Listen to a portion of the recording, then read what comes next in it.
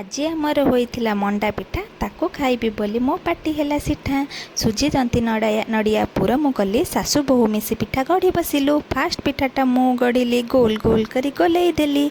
ଆଉ ସବୁ ପିଠା ବୋଉ ଗଢ଼ିଲେ। ପିଠା ଦେଖି କଞ୍ଚା ଖାଇବାକୁ ମନ ହେଲା ରେ। ତାପରେ ନେଲି ପିଠା ଛାଣିବା ପାଇଁ, ତେଲ ଦେଖି ମନ ହେଲା ହାଇଁ ପାଇଁ।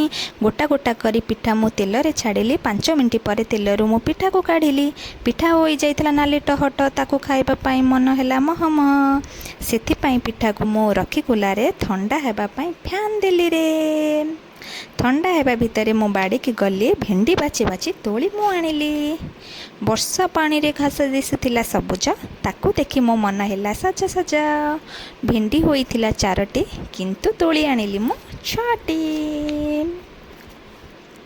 ତାପରେ ମୁଁ ଛିଡ଼ାଇଲି ଲଙ୍କା, ଫୋନ୍ ବୁଲିଗଲା, ହାତ ହୋଇଗଲା ବଙ୍କା। ଟନ୍।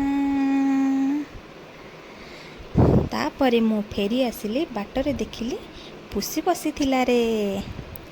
ଆମ ପୁଷି ଶୋଇଥିଲା ପିଣ୍ଡାରେ, ଲଙ୍କା ଦେଖି ଡରି ଖସିଗଲା ରେ।